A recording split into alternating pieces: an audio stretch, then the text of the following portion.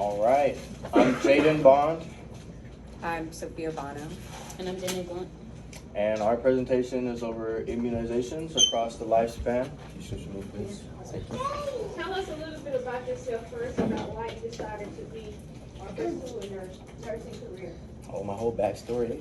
All right. So basically, I started wanting to be a nurse because my mom was sick a lot when I was younger, and so I just like to take care of her when I was young, and that's what started my healthcare journey. Your name? Okay.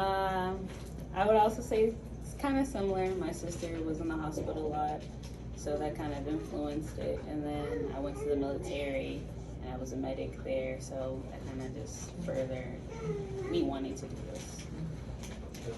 And I am actually coming back to school. I have worked in human services for the last couple years, but I got really interested in coming back into healthcare. And nursing is just so far reaching. So I was really excited to start this program. All right, Jaden, take it away. Oh. So again, our presentation is over vaccinations over across the lifespan. So does anybody might have an idea of what a vaccine may be? It protects against diseases and illnesses, I suppose. Okay, great. Awesome. So, what are vaccines? Like you said, vaccines are shots that train your body to fight off certain germs. Germs would be viruses or bacteria. So they use a safe, harmless piece of the germ, virus or bacteria, so your body can practice fighting it. How do they work? After a vaccine, your body makes antibodies, or called fighters and memory cells. If the real germ shows up later, your body remembers it and fights it off quickly. So vaccines don't always stop you from getting sick, but they make the sickness much milder or less severe and help you recover faster. Vaccines protect you and also everyone around you by slowing the spread of those viruses or bacteria. Vaccines save millions of lives every single year. They prevent dangerous diseases like measles, polio, flu, COVID-19, HPV. When lots of people get vaccinated, outbreaks don't tend to happen as often. So now we have some myths and facts about vaccinations. So I'm going to ask you guys some questions, and you guys tell me whether or not it is a myth or a fact. So for the first one, vaccines cause autism. Myth or fact? Myth. Okay. Vaccines weaken or overload the immune system. What do you guys think? Fact? Myth? Myth, I think. Myth? Okay. Natural infection is safer than vaccination. Natural infection is safer than vaccination. Yeah, Myth? Okay. Vaccines contain dangerous toxins. Facts. Healthy people don't need vaccines. Yeah. Myth. Fact. Myth. Okay. So, all these are myths. None of these are facts. These are the facts. So, there is no link to autism. Big studies with hundreds of thousands of kids show vaccines do not cause autism. The one study that said they did was proven wrong. Immune system is not overloaded, so kids' bodies fight off thousands of germs every day. They eat off the floor, they play in the dirt. Right. The vaccines only use a tiny number of germs and help your body learn how to fight them safely. Vaccines are safer than the disease itself. Getting sick with measles, polio, or COVID can be very dangerous. So vaccines give you protection without the risk of serious illness or death. And then the ingredients are safe. So back to that dangerous toxins, right?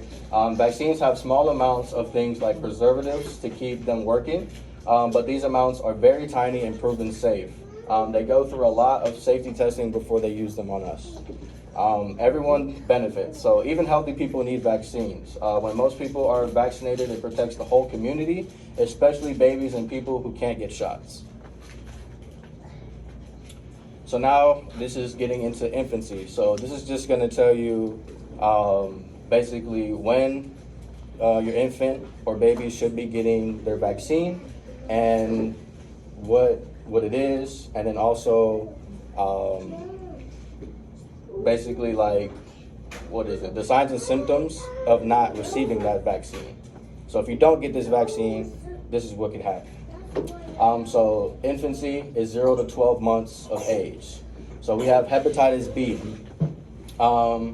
Can cause fever, tiredness, yellow skin/eyes, or also called jaundice, and poor appetite. In some babies, it can turn into serious lifelong liver disease. Also, we have rotavirus, which leads to bad diarrhea and vomiting, which can make babies dangerously dehydrated. Whooping cough, or DTaP pertussis, causes hard coughing fits that make it hard to breathe. Babies may turn blue, also called cyanosis, or stop breathing apnea. Continuation, we have HIV, or Haemophilus influenzae type B, can cause meningitis, a brain infection with fever and stiff neck, or throat swelling that blocks breathing. Then we have pneumococcal PCV, causes pneumonia, lung infection, ear infections, and even meningitis again. Polio, IPV, can cause fever, sore throat, muscle weakness, and even in severe cases, paralysis. And then we have the flu, or influenza, can make babies very sick with fever, cough, poor feeding, and breathing problems. So on to toddler age now. So we have toddlers 1 to 2 years of age, and you have the MMR, so measles, mumps, rubella. Measles you can get a high fever, cough, runny nose, small white spots in the mouth, also called Koplik spots, and a spreading rash. Mumps will give you swollen cheeks/jaw from enlarged glands, fever, headache, and in some cases swollen testicles or orchitis. Then you have rubella, German measles, mild rash, fever, and swollen glands. Dangerous if a pregnant mother gets it, so it can also harm the baby. And then you have varicella or chickenpox, itchy blister-like rash, fever, tiredness. Later in life, it can return as shingles. So, yeah. And then we have hepatitis A, fever, stomach pain, yellow skin and eyes, again, jaundice, dark urine, and loss of appetite. And then back to infancy, you can come back and get a DTaP booster, as well with the diphtheria and tetanus, and then pertussis again. It keeps the toddlers protected. So tetanus can cause muscle stiffness and spasms, or also called lockjaw, trouble swallowing. Diphtheria, sore throat with a thick gray coating that can block breathing and can also harm the heart. Pertussis, whooping cough, hard coughing fits that make it hard to breathe. And again, the HIV booster, and then the pneumococcal booster as well again. Extra doses to keep up protection against serious infections like meningitis, pneumonia, and ear infections.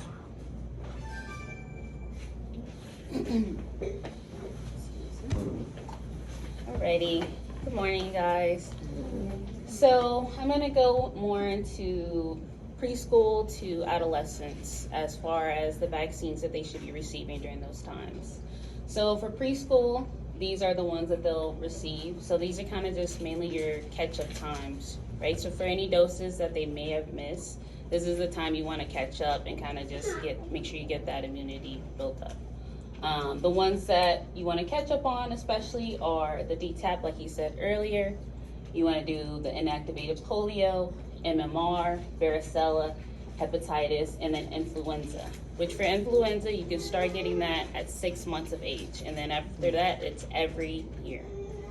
And then just a little small note that we'll reiterate throughout is if you're behind on your shots, you just want to make sure that you kind of keep up with them so you can meet school requirements or job requirements.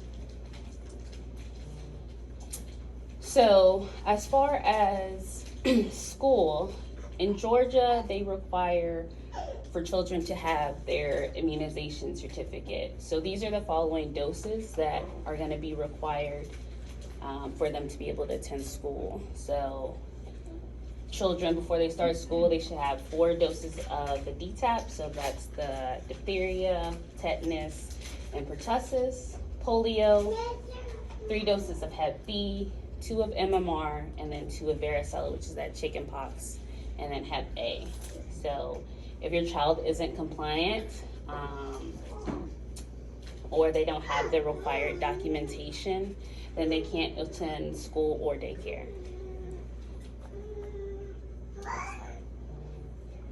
So, boosters. I know Jaden kind of touched upon boosters earlier, but I just kind of want to talk about what they are and why they are important.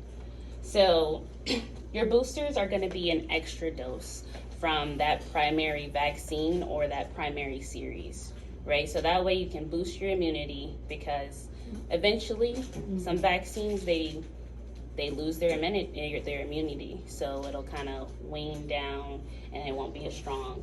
So that's the whole point of the booster. Yeah, like I said. Now, as far as school age, these are also some of the recommended vaccines that they should be getting. So again, DTaP, the polio, MMR, varicella, and then influenza as well.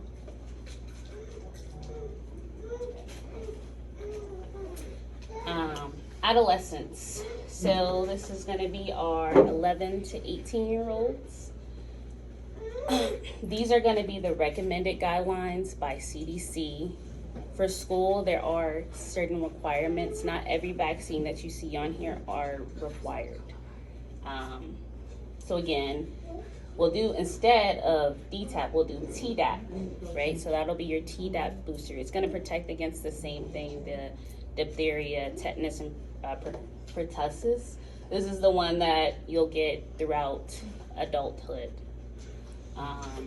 Then we have our HPV, which I'm going to touch on a little bit more later. I want to get a little bit more into detail with that.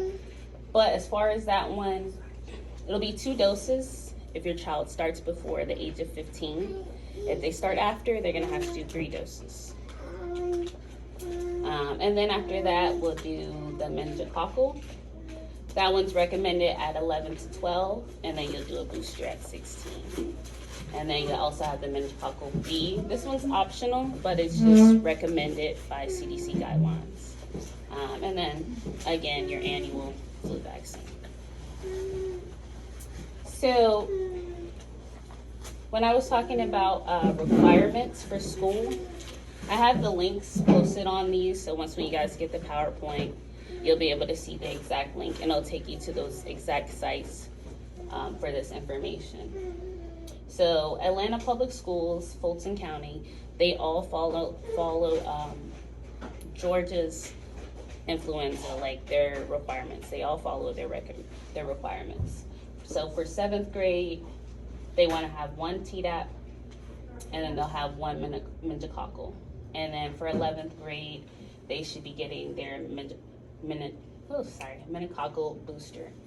And let's say if you have any objections to your child having those vaccines, like any religious objections, you can do an exemption form. However, it has to be filed with the school's daycare, and that's just kind of how that process goes.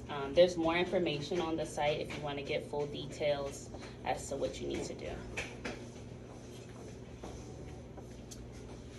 So the one that I want to touch on was HPV.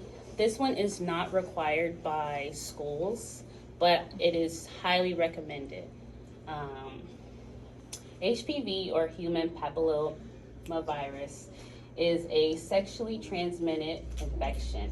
It can cause genital warts as well as cancers. So this could be penile, anal, and then cervical. Those are just a few, but there are more that it can cause.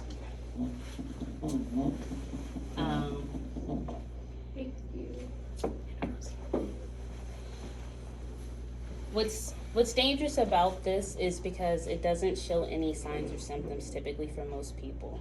So you could be carrying this disease, but you don't even know that you're carrying it. And it's recommended to be given at 11 to 12 because that's typically the age before people are having sexual intercourse. So that's just kind of why it's recommended. No. I just didn't want to be in the way. So. Yeah. As far as symptoms, They'll have warts, unusual growths, lumps, sores, and these can end in the genitalia area mainly. But as far as prevention, you can do the HPV vaccine, that's recommended.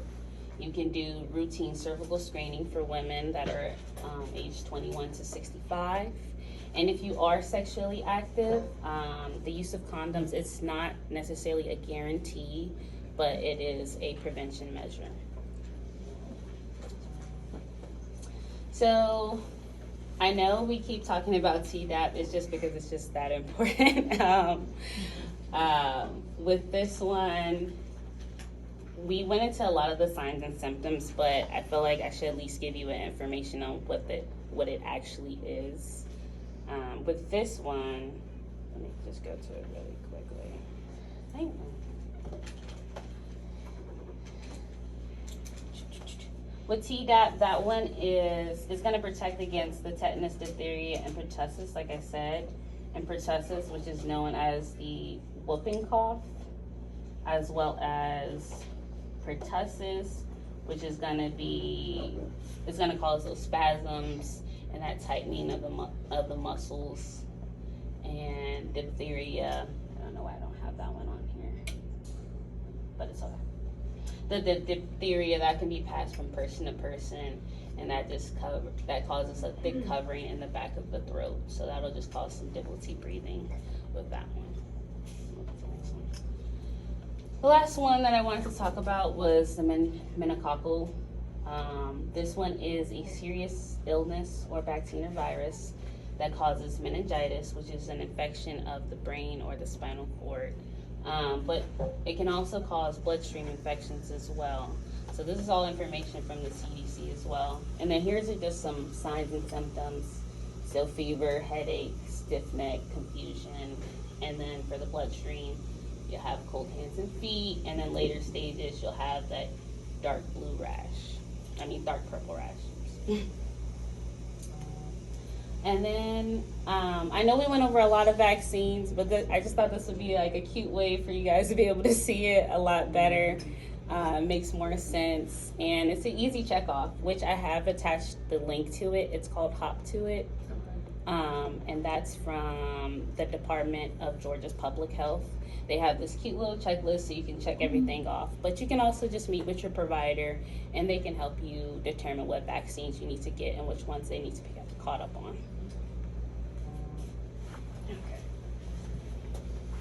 My turn. We're now talking.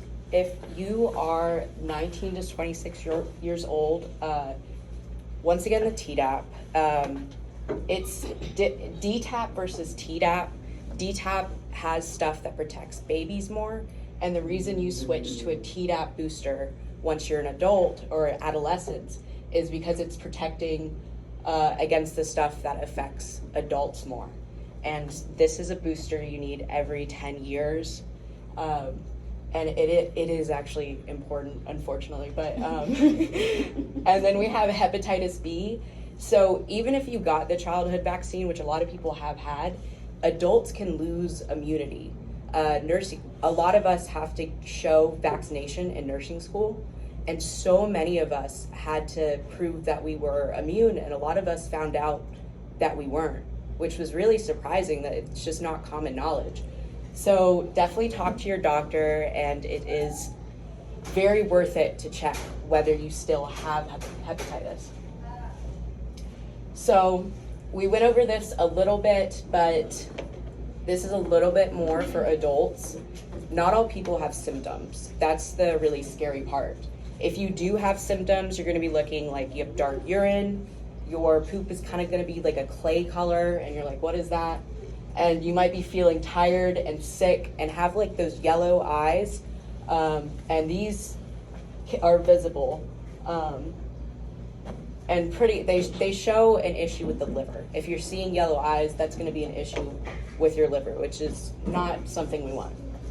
And this can spread through blood, sex, or any body fluid with blood, right? So, and then can progress to chronic hepatitis, the liver cancer, cirrhosis or scarring of the liver, and you are more at risk if you have a history of diabetes, any doctors told you have liver damage, if you've been in jail or have any use of drugs with needles or have HIV, especially if you didn't get the infant vaccine, and any job that exposes you to blood, if you're working in healthcare or anything where you're coming in contact with body fluids, this is going to be especially at risk. So definitely want to be looking into these. Vaccines to get when pregnant. There are certain vaccines that you want to be looking for while pregnant, and certain ones that you want to stay away from. And doctors will definitely help you know which is which. Once again, we're getting the Tdap. It's so important, guys. That's why we keep talking about it. So this one is 27 to 30 weeks into your pregnancy. And the earlier, the better, because it provides that more prevention for your baby. And this is something that you're getting every pregnancy, right? Versus RSV is a vaccine, you're only going to get it in one pregnancy. So if you get it your first pregnancy, you're protected for all the rest of them. And this one is later, it's 32 weeks to 36 weeks to really get that immune once that baby is born when it's most vulnerable. And then the COVID-19 and flu, those are safe to get as long as the flu is not the live vaccine. You are completely safe to get the flu and COVID, and it does help give your baby those antibodies so they have the best chance they can get once they're born, and they just don't have that immunity yet. So they're really building that, and having these really gives the best chance for those first couple of weeks before your baby builds up their immune system. But do not get these if pregnant. There is a difference. Some of these are live vaccines. It does not affect adults. It's more if you have a compromised immune system, and because pregnancy is something that compromises your immune system and it can affect your kid, these are the ones that you want to stay away from while pregnant. So the MMR, we talked about that with the measles, mumps, and rubella. Varicella, which is chicken pox. If you ever had those pox as a kid, you do not want to get the vaccine for that. And then we talked about the flu, the live attenuated influenza nasal spray. So if it's a nasal spray, and that one, there's different versions of the flu vaccine, and that one is one that you want to stay away from. Certain travel vaccines, so if you're leaving out of the country, check with your doctor before you get vaccinations if you're pregnant or might be pregnant. And then the HPV vaccine is also one that can be a little bit dangerous while you're pregnant. Okay, adults, 27 to 64 years old. We're getting the Tdap again. I'll stop talking about it eventually, but we're getting the Tdap again. It's a booster every 10 years. And then the pneumococcal vaccine, once you start getting 50 years and older, the immune system, it's not as protected as when you were younger, right? So once you get to that 50 years and older, there's some ones that you want to go back and look at. And if you guys are in that age range or have people that you love in that age range, it is worth it to go check to see if they have had these vaccines. And I'll talk a little bit more about them. So pneumococcal vaccine, it can cause something when bacteria gets in your blood. It's a pretty big sickness. It's like your blood is infected. And then pneumonia, which we have all of the lung. It's like fluid gets in your lungs. It's hard coughing. It's hard to breathe. Ear infections, sinus infections. If you've ever had that, it's not a great time. And then meningitis, also a very big, serious one. And the ear infection, sinus infection can turn into the meningitis, which is why they're so dangerous. And that is literally an inflammation of the brain and your spinal cord. And you never want a disease that is going to affect your nervous system, because that is just so dangerous. Yeah. I was misdiagnosed in 2017 with meningitis. Yeah. And, it was really like a bacterial infection that I got caught from smoking cigarettes. And Yeah. I quit.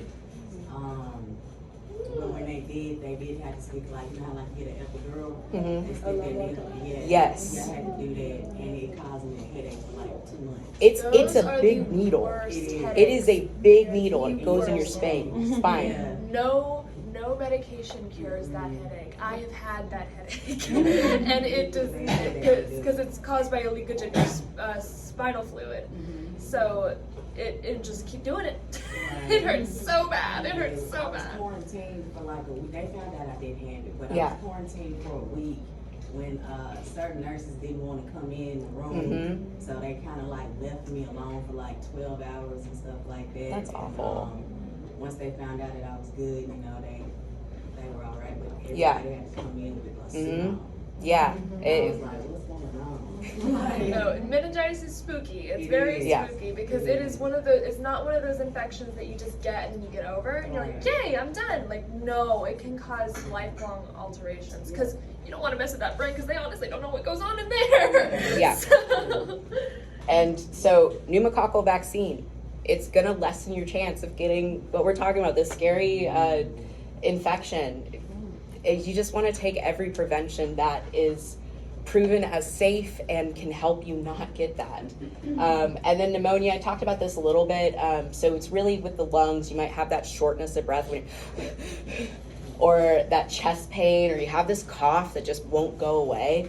And it's something that you do want to get treated, because if pneumonia goes untreated, it causes issues for you like throughout your life. You might have a long-term lung damage. You might be left with a cough for a very long time. And then the ear infection, we talked a little bit that you might have some ear drainage, some of that fever, hearing loss because it's just impacted. And then the sinus infection, most of us have had experience with that. Runny nose, stuffy nose, headaches, cough, fever. It's just a head cold. It's not fun.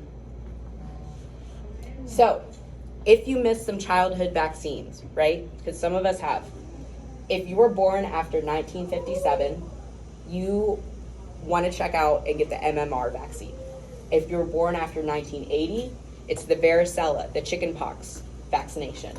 And then HSV, if you didn't receive that in adolescence, that's when you want to go and check if you've gotten it. And then hepatitis A is also one that has to do with the liver. So that starts getting, our liver starts working not as well the older that we get. So this is one we want to go check for.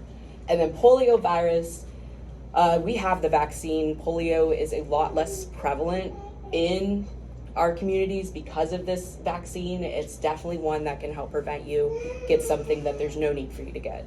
And then HPV. So if you are, this can be something that you get up to 26 years old, because it's kind of a newer vaccine. So not everyone got it. I had to ask my doctor when I was 14, because it wasn't one that they're like, you might get it. So a lot of people didn't get the HPV, and it's definitely one that you should look into, and you might be getting that up to 26. So I'm talking about, you need to go check out whether you've got vaccines, right? And a lot of us are like, how am I supposed to do that, right? I was like, how am I supposed to do that? Because I had to do it for nursing school.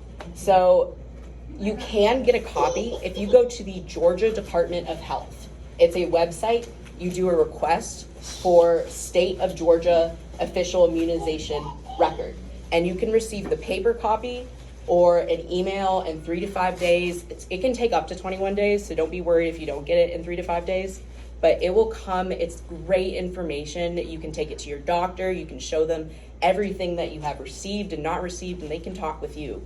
And oh, we got another? Do they have it in all states? Because I was born in Jersey. In Jersey. I'm not sure. I will look into It that. would be your health department for the county or state. Okay. Thank you. Yeah. And for this, you need to have your full name, your date of birth, your mother's full name, government issued photo ID, and you're going to need to give them your contact information, email, phone, and mailing address. So, TDAP again. TDAP again. So once again, you're getting that booster. If you are an adult, that's every 10 years. I also didn't know when I turned, like, I think 21, they were like, you need to get it again. And I was like, really? And I'm going to have to keep getting it. But it just really is that important. And then the RSV, we did talk about that too. That's one that's just more dangerous the older that you are. So that's one that's recommended in the older population. And then 50 years or older, the shingles, chickenpox, and pneumococcal. So the shingles and pneumococcal, are those like one time Yes, doses? Okay. I believe. Yes. Yes. If you get to the point where you get shingles, it can come back over and over and Oh, over. And yeah, over. we're about to talk about It's like that. a one-time, not this. Yeah. So RSV first. This is common respiratory virus. You might have mild or cold-like symptoms if you have a good like immune system. You're younger, you're eating well, you're exercising. It might just be like a mild cold, right? But this is something that is way more dangerous in older adults and in infants, which is why we want to get that to protect in pregnancy.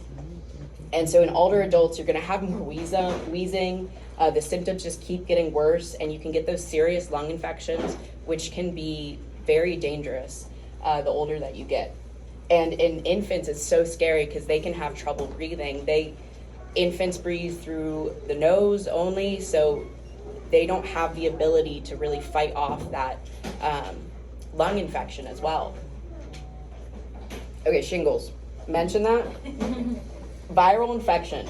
So this is chicken pox. If you had chicken pox as a kid, because not everyone had the shingles, and some people just had the chicken pox and they're like, oh, I'm not going to get it again.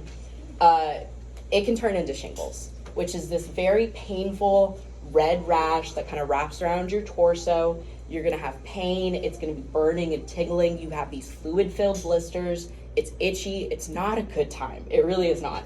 And you can be left with long-term pain after the rash. Vision loss, skin infections. That's what's really scary about these, is you can get over them, and then because it gets in your nervous system, you just might have long-term pain.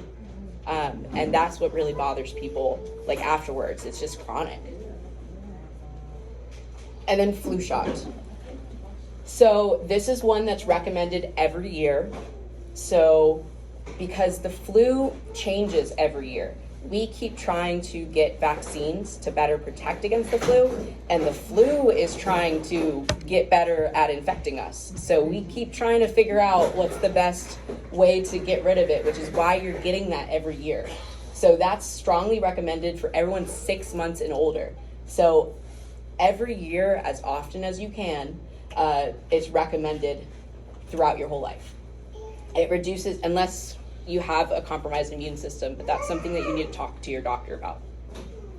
And it can cause bacterial, if you do not get the flu infection and you get the flu, it can lead to that bacterial pneumonia, the ear infections and sinus infections. And it's especially dangerous if you have congestive heart failure, diabetes, or asthma. And this is if you get the flu and you don't have that vaccine. You're already at a compromised immune system, so if you get sick, you're not able to fight it off as much. And COVID. A lot of confusion around this one. This is a different virus than the flu. If you look it up, it sounds kind of similar, but it is a different strain. So this is a contagious respiratory disease. There's 3 vaccine types, the Pfizer, the Moderna, and the Novavax. All of these are effective and tested. There's not really a difference of you need to get this one, whether you're a certain age or a certain demographic. All of them will protect you. And this is a booster that's recommended every year for anyone 5 and older. So this is one that's every year still. And children do get a smaller child-appropriate dose. A lot of people get scared that their kids are just not, it's too much for their little bodies, but they get a smaller dose. We do take that into consideration when giving vaccines. And if you have COVID, you can have that fever, chills, cough, the shortness of breath. That it just really sucks. If you have a trouble breathing, it really takes away from your quality of life you're going through. Yes? What is the difference between the flu and COVID? Because a lot of people do say that COVID is the flu. Yeah, so it's a different virus. So there's 2, they're separate guys. Like this guy is the flu and this guy is COVID. And they kind of have similar names, which is why people get confused, but they are separate. So your flu vaccine is not going to protect against COVID because it's meant for the flu, and the COVID vaccine isn't going to protect against the flu because it's made for COVID. So are they like cousins? Oh, I am probably just because. I feel like they have a lot of the same. They have a lot of the same symptoms. We're like besties. Like cousins. Yeah. That's a good They're one. both ours. Yeah, it is a good one.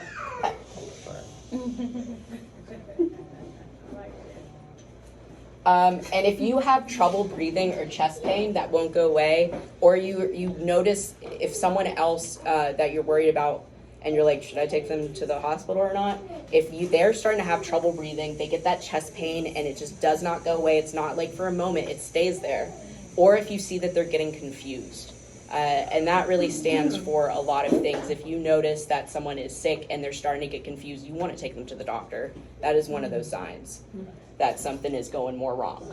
And stay home from others if you feel sick. This is the same for the flu, because a lot of people don't get vaccinated either because they don't want to, don't have the information, or know about the resources, or because they can't, which is why getting that vaccine really helps protect against anyone who isn't able to get it.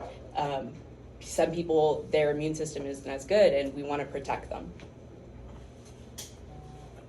So, resources for no insurance, because we're telling you all this information, but it's like, how do I get them? I don't have the time, I don't have the money, I don't have the insurance. There are flu shots. They are offered $30 to $50 at like Walgreens, CVS, Walmart. It depends on location, which is why it's like a range. And then we also have some stuff, we kind of talked about this last week, Urban Clinic of Atlanta. It's a free primary care clinic.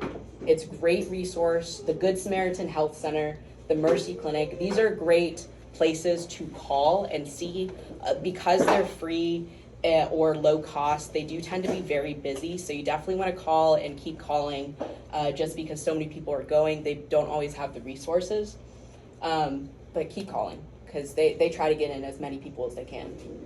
And then COVID, a lot of people don't know this. It's free. Walgreens, CVS, Walmart Pharmacy, I didn't know this before I looked it up. It is offered free at any of like the usual little minute clinics or where you go to. And then Fulton County Health Centers.